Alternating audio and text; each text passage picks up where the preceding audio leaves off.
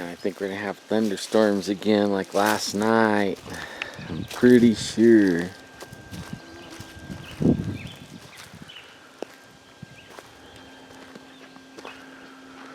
I was looking at the clouds over here. They're starting to build up.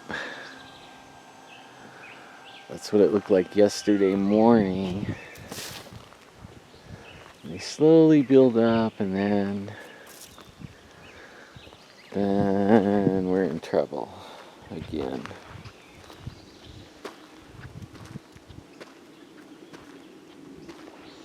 So last night, I heard a wood knock.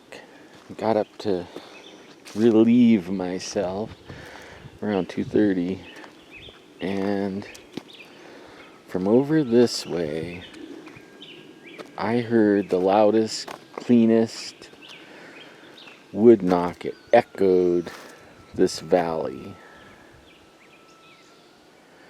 Same area that 3 trees fell within about, I don't know, an hour. 3 trees fell.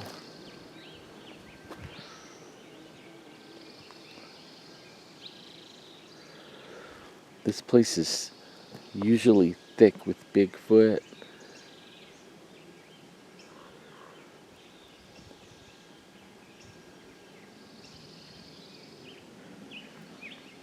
Then after I went back in and laid back in, got in bed, another wood knock happened.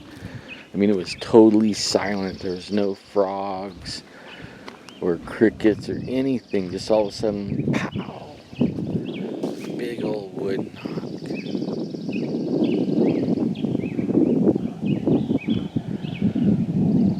And I knew I wasn't alone at that point.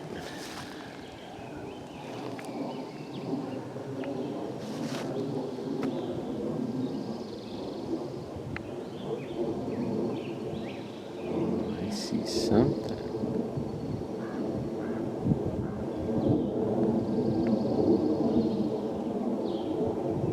It's a big nothing burger.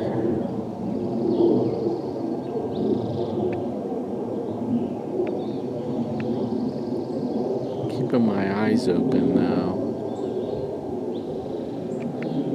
They could be anywhere in here. They'll even crawl on their bellies. The actual ferns, when you get in an area that has these ferns, you know you're in Bigfoot area. Thick, usually Bigfoot area. This whole area is covered with those ferns and wild strawberries, gooseberries, and the strawberries are in bloom, so in a little while, maybe a week or 2, there's going to be strawberries all over. The gooseberries are already starting to ripen. Here's some right here. I put some in an earlier video. Let me back up. Show you the right way. Let's see. I don't know if you can see it. That is a gooseberry. It's still green, but there's red ones all over, like over here. There we go. These are starting to ripen up. See, this will bring the bears in, and I'm sure the Bigfoot eat them too. And the wild strawberries. The woods are thick where the new growth is, like over here. See, there's lots of dead trees. That's from weather modification. That is... Okay, they were blaming it on the bark beetle, but... Okay, so the bark beetle within 2 years or 3 years traveled and covered the whole western United States and killed all the trees. Come on. It was weather modification that killed the trees, and then the bark beetle just moved in. He had free food. That's how it actually happened. And now the trees are falling over like crazy. If you go camping and there's lots of dead trees like that, don't camp under them. They're falling over like crazy. And if you're in a Bigfoot area, they're falling over and being pushed over. See, now this area, you could see across over here, a lot of dead trees laying on the ground. I was reminding Jeffrey earlier, before the drought, before all these dead trees were in here, this was the most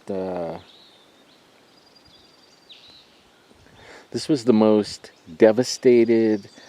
There was more trees pushed over in this area than I ever seen in my entire life of going into the woods. And my family knows, and close friends know, that I spent and still do spend a lot of times in the woods, or time in the woods. From Yosemite all the way down to Kings Canyon. And when I lived in Oregon, even more in Oregon. So when I came into this valley the first time, that was the first thing that freaked me out, was how many trees were pushed over. And I knew they didn't fall over. They were pushed over. Their root balls were laying there. You know, the tree didn't break like this one. Like you can see right here. That broke. These trees were pushed over and had the roots still attached. But now, there's trees all over the place. Like this one, they're breaking off. Now earlier we hiked down to the trees that fell over that we heard, and actually saw one fall over. It was around, where the one we saw was around 10 feet off the ground, where the break was. That could be pushed over. So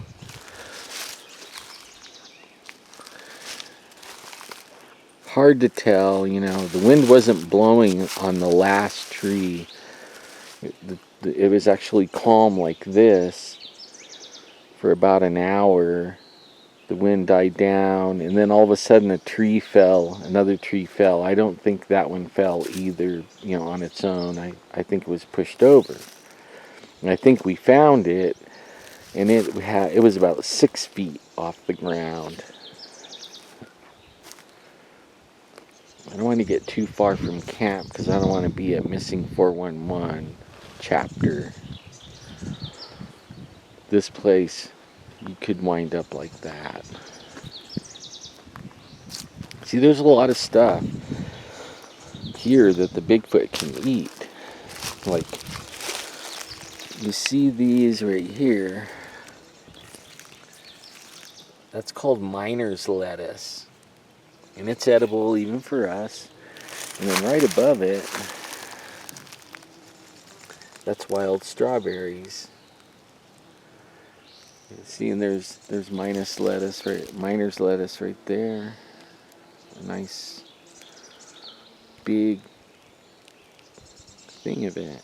As long as you wash it good, you can eat that and survive, make a salad. So there's a lot of miner's lettuce. There's gooseberries. There's wild strawberries. All kinds of edibles.